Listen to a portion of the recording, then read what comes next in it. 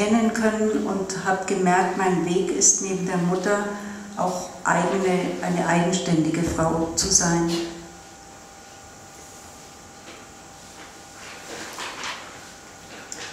Ko sem bila še sveže poročena, mi je nekega dne mož rekel, ko si svojo materjo, si drugačna, ko si z njo, si šibkejša. In tega seveda nisem bila vesela, ampak to mi je pomagalo, da sem videla, da moram popolnoma odrasti in se razviti v samostojno žensko. Danes v družbi veliko govorimo tudi o problematiki, da ženske izgubljamo na svoji ženskosti, torej na ženski moči, na ženskem principu delovanja. Kaj opažate pri delu z ženskami različnih starosti in kako povezujete današnje materinstvo s problematiko izgubljene ženstvenosti? Če v resnici sploh vidite, da ženska izgublja svojo ženskost.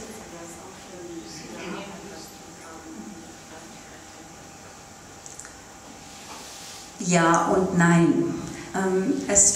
Wir müssen das, glaube ich, sehen auf dem Hintergrund der Geschichte, dass in der Generation meiner Mutter viele Frauen einfach nicht die Chancen hatten, sich auch beruflich auszudrücken, sondern ihr Bild war, sie sollten zu Hause bleiben und die Kinder aufziehen. Und viele Frauen sind da nicht genug geachtet worden, sondern sie sind in dieser Mutterschaft entwertet worden. Und die nächste Generation der Töchter hat gespürt, was der Mutter fehlt und hat natürlich das aufgegriffen und versucht, ihren Weg anders zu gehen. Und auch die Entwertung des Mütterlichen nicht hinzunehmen. Und viele Töchter sind dann in die Rollen gegangen, wo es Anerkennung gab.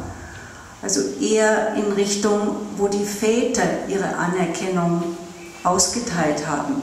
Eben oft für das Leisten, für dieses, ja, in der Welt ihre Frau stehen.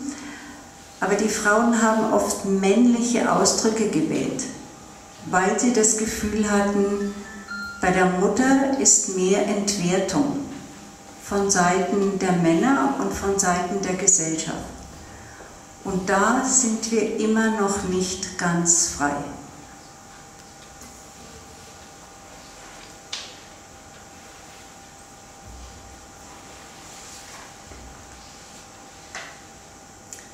Ja in ne.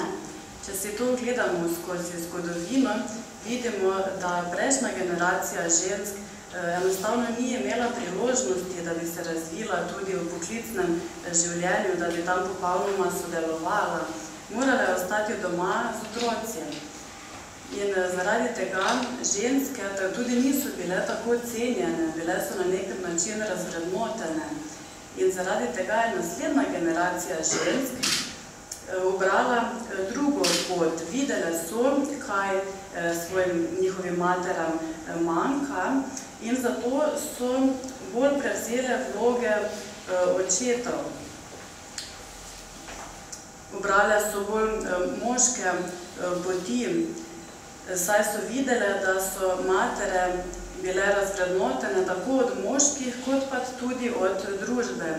In še danes tukaj nimamo popolne svobode. Vas smem vprašati, koliko od vas, drage gospe, z lahkoto objame svojo mamo ali svojo hčero? Če dvignete roke, tiste, ki to čisto z lahkoto naredite. In z veseljem. Ne, ni treba obojega. Tisto je težje. No, nekaj dvignenih rok je bilo, seveda pa ne vse, ne upam si reči niti da večina. Najprej vas vprašam, ali vi z lahkoto že od nekdaj objamete svojo hčer, ste jo od nekdaj, in kaj bi svetovali ženskam, ki jim je objemli svojo lastno mamo ali hčero nekaj tujega, lahko rečem celo neprijetnega?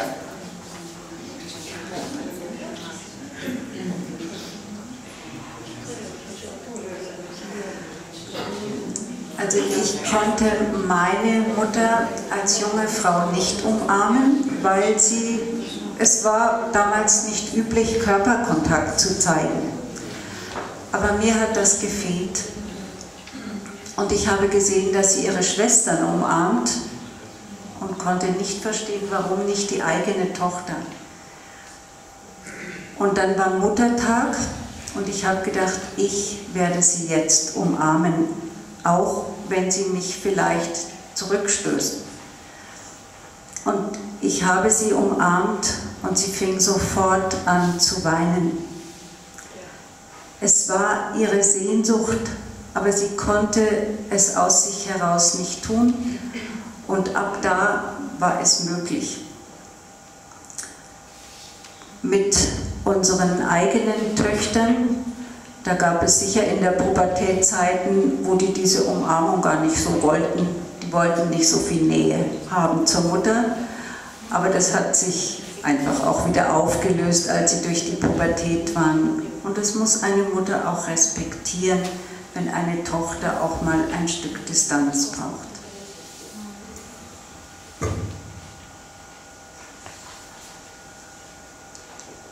З моєю матір'ю було таке, да се нисва обіймали. То takrat enostavno ni bilo zaželjeno. Ampak jaz sem to v svojem odnosu z materjo zelo pogrešala. Videla sem, kako objema svoje sestre in nisem razumela, zakaj ne bi objela tudi svoje hčere. Ko pa je enkrat bil materinski dan, sem se odločila, da bom svojo mater objela, pa naj bo, kar hoče. In to sem tudi storila. In mati je takoj planila v jog. In izgledalo je, da je tudi ona to pogrešala, ampak se enostavno ni upala narediti prvega koraka. Z mojimi hčerami pa je bilo tako, da smo se že od nekdaj objemale, ampak treba je poudariti, da si včasih otroci tega tudi ne želijo, ko so v puberteti, naprimer. In takrat je treba to tudi spoštovati.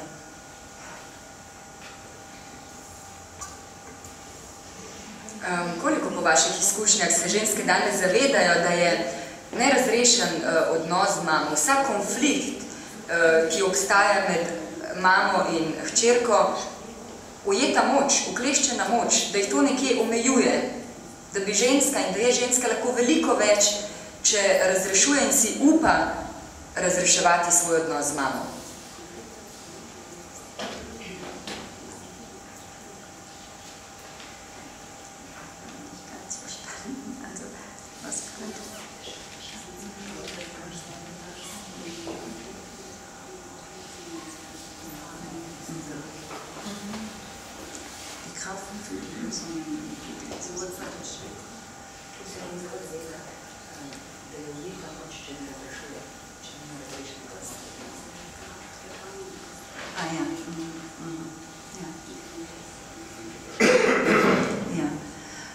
Es gibt Mutter-Tochter-Beziehungen, die haben nur Nähe, wenn sie Konflikte miteinander haben. Im Konflikt, im Ärger, im Kampf miteinander gibt es sowas wie Beziehung, gibt es sowas wie Nähe. Und die werden ihre Konflikte beibehalten, weil sie sonst vielleicht spüren würden, wir sind vielleicht ganz anders. Und die Mutter und die Tochter haben vielleicht dann auch Angst, wir haben uns gar nicht allzu viel zu sagen. Aber die Lösung heißt ja, wenn Mutter-Tochter-Konflikte da sind, Mutter, ich achte dich in deiner Art, mit deinen Möglichkeiten und mit deinen Grenzen. Aber ich bin vielleicht anders und ich darf so sein. Und der Konflikt geht auch oft darum, dass die Tochter nicht in Kontrolle sein will. Dass die Mutter immer kontrolliert, wie die Tochter sich entwickelt.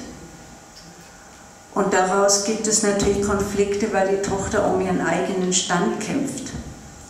Grundsätzlich könnten Mutter und Tochter sich immer wieder auch gegenseitig so ein Gefühl geben, es muss nicht immer ausgesprochen sein, aber man kann sich das Gefühl geben, Mutter, du darfst so sein und du bist in Ordnung.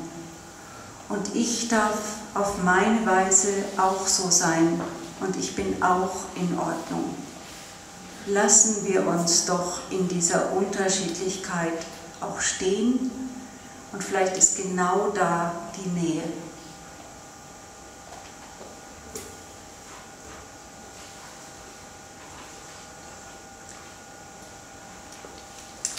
У некатерих odnosih med materami in hčerami je tako, da je samo v nekem konfliktu tudi bližina. In le bodo te konflikte, te spore tudi obdržale, saj se le v njih počutijo svoji materi oziroma svoji hčeri blizu. Drugače si morda ne bi imeli kaj povedati, ampak rešitev je v tem, da materi povemo, mati, spoštujem te takšno kot si, spoštujem tvoje zmožnosti in pa tudi tvoje meje. Jaz pa sem drugačna in prav je tako, pusti me, da sem kakšna sem. Pomembno je tudi, da mati ne kontrolira svoje hčere nenehno, da je ne nadzoruje in pa kritizira. Vse to pripelje do tega, da se hčer vedno znova zagovarja in bori za svoja stališča. Pomembno je, da si mati in hčer dasta občutek, da sta v redu takšni, kot sta, in tudi tukaj obstaja nek prostor za bližino. Ein großer Konflikt zwischen Mutter und Tochter ist auch, dass die Töchter der Mutter ganz oft Vorwürfe machen oder Schuldgefühle, dass die Mutter vielleicht nicht so gehandelt hat, wie sich die Tochter das vorgestellt hat. Und dann hält eine Tochter ihre Mutter immer in der Schuld. Und das ist für die Mutter schwer, weil jede Mutter wünscht sich, dass ihre Tochter irgendwann für ihr Leben selbst die Verantwortung übernimmt und sie aus dieser Schuld entlässt. Und die Mutter wünscht sich von der Tochter, oder die Tochter wünscht sich von der Mutter, dass auch die Mutter für ihr Leben selbst die Verantwortung übernimmt und ihr Schweres nicht der Tochter aufhängt.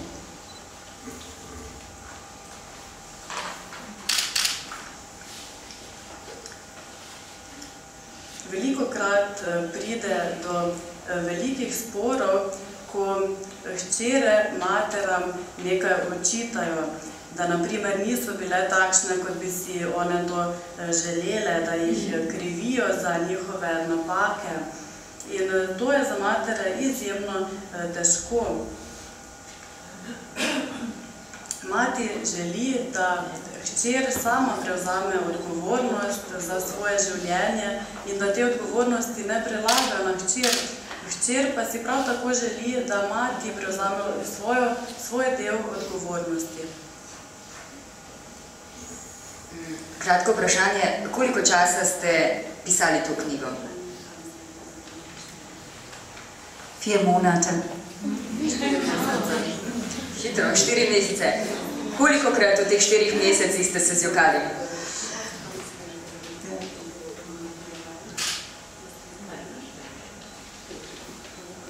Ich kann mich bewusst nicht erinnern, dass ich in den 4 Monaten geweint habe, aber ich habe mit meiner Tochter, bevor wir angefangen haben zu schreiben, mehrere Gespräche miteinander geführt, wenn ich sie besucht habe. Und dann war das reif zu schreiben und unsere Tochter ist eine Schnelle. Die war so schnell mit Schreiben und ich war langsamer. Und die Frage war, wer passt sich wem an? Wir haben uns in der Mitte getroffen, aber wir wollten beide irgendwann das Buch einfach erledigt haben und nicht 2 Jahre damit. Ne spomnim se, da bi v teh 4 mesecih, ko sva s hčero pisali knjigo, tudi jokala. Pred začetkom pisanja sva se s hčero veliko pogovarjali in moram pa tudi poudariti, da je moja hčer zelo hitre narave. Zelo hitro je pisala Jaz sem nekoliko počasnejša in zato smo se srečali v sredini. Ampak obe smo se strinjali, da knjige ne želiva pisati 2 leti. Mislim, da je v tem odnosu še ogromno za povedati, ampak naš čas se počasi zaključuje. Jaz upam, da smo vsi skupaj ne samo uživali v pogovoru, ampak da nam je ta pogovor dal tudi malo misliti, kako pomemben je ta odnos in kako so včasih stvari, kljub temu, da se zdijo težke in nedosegljive, lahko zelo preproste, kot recimo en objem svoje lastne mame ali hčerke, en odkrit pogovor, priznanje, kaj te moti, kaj ti je všeč, kakšna pohvala, spodbuda. To so preproste stvari, ki pa vseeno delajo čudeže, tako v odnosih, kot pri nas samih osebno. Hvala za pozornost. Najlepša hvala, da sem lahko govorila z vami. Veselim se naslednjega pogovora. Hvala lepa tudi naši prevajalki. Večer še ni pri koncu, kajti vsi skupaj smo vabljeni v zgornji prostor, kjer vam pripravljamo lepo presenečenje. Harfistka Ana Gaberc nam bo odigrala nekaj skladb. Predvsem pa si bomo vsi skupaj ogledali razstavo z naslovom Zlate žene, avtorice Evgenije Jarc. Gospa Linda Jaroš jo bo slovesno otvorila, nekaj prigrizka, nekaj za popiti. In pa še to, tisti, ki knjige še niste prebrali, seveda toplo priporočam. Knjiga je na voljo tudi pri nas, dobili jo boste tam zadaj in pa avtorica, gospa Linda Jaroš, jo bo po otvoritvi razstave z veseljem podpisala vsakemu izmed vas. Hvala lepa za pozornost in se vidimo v zgornjih prostorih.